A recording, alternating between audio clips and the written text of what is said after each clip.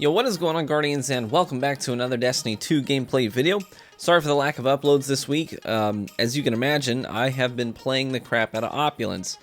So, some content creators take the approach of just grabbing multiple people's accounts and getting information out to you quickly about different guns. I personally am a gamer first, so I want to sink my teeth into the content, get the stuff, and then talk about it once I've sort of really formed a good relationship with something or had a fair amount of experience with it. So just know that when content first drops like this, sometimes I'm a little slow, so I do apologize. But in this video, I do want to talk about the Revoker sniper rifle. I'm not borrowing an account, I have it. I grinded out the comp. I did actually almost all of the comp portion either by myself, solo, or just with one other player.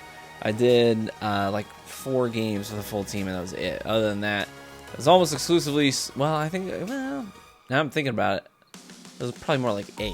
Okay, I don't want to lie to you, because people can look at my game history. Anyways, I did most of it solo. That's neither here nor there. I want to talk about the sniper rifle and give you an honest review about it.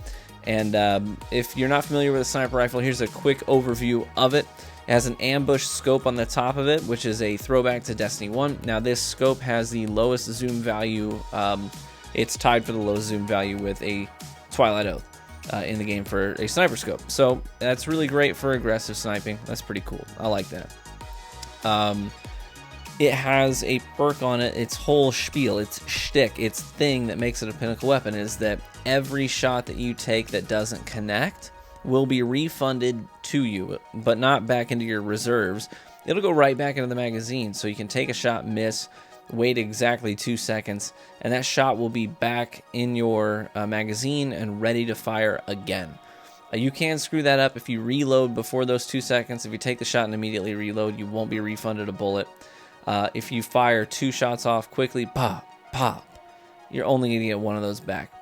Another thing that sort of messed with me is that I run transversive steps when I snipe because I have a god roll on my transversives. It's got sniper dexterity. It's also got enhanced hand cannon dexterity, so I use that. I use those when I'm sniping. And if I sprint immediately after taking a shot and I miss, which oftentimes I do, right? I'll slide into a lane, quick scope, and if it misses, I sprint because I'm trying to get out of that lane. I missed my shot and I want to be gone. I don't want to be a sitting duck.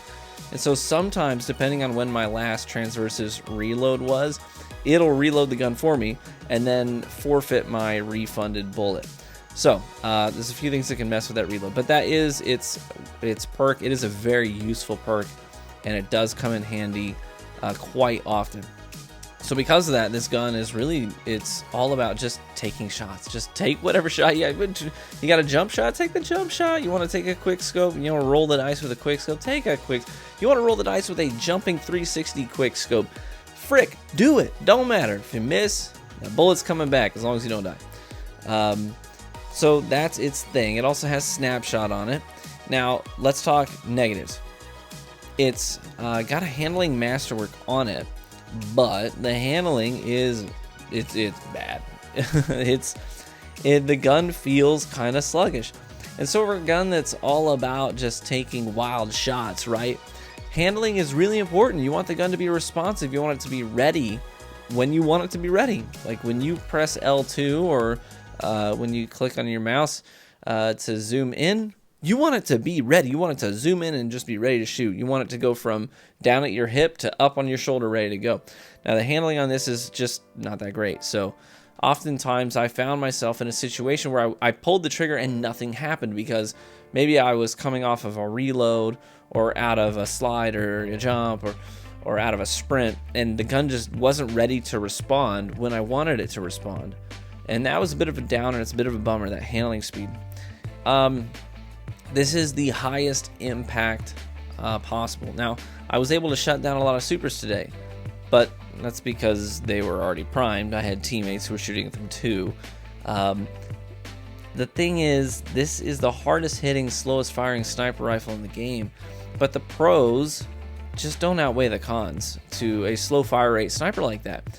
Look, if a gun that is supposed to be the hardest hitting sniper in the game can't put down roaming supers, the ones that matter, in one shot, man, that's kind of butt cheeks. Like, why would I choose to run that gun over something like a Twilight Oath which the curated role has box breathing, so it's going to do about the same amount of damage to the head with box breathing, a little bit less.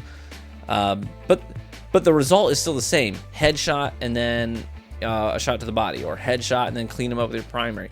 The result is the same. The lower impact is just not really that different, because the high impact still isn't one hit killing the super. You get what I'm saying here. Another thing is, not only does it fire slow and respond slow, but it also has extremely low aim assist for a sniper rifle. So when you stack it up right next to other sniper rifles, this one is still way at the bottom of the list in terms of aim assist.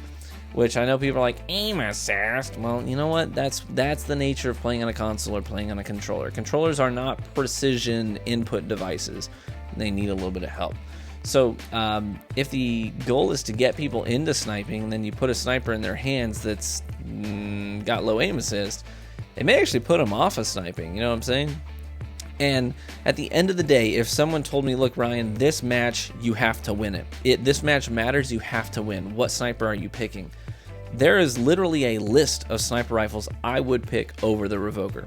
The Revoker is a quick play sniper rifle, and you see this a lot in the gameplay here. It's a quick play sniper rifle. You just try and go for crazy shots, and that's kind of fun. But at the end of the day, if I want to win, I'm using a Twilight Oath first. If I'm not using Twilight Oath, then maybe a Bite of the Fox for a high-impact sniper. It feels a lot better than this one.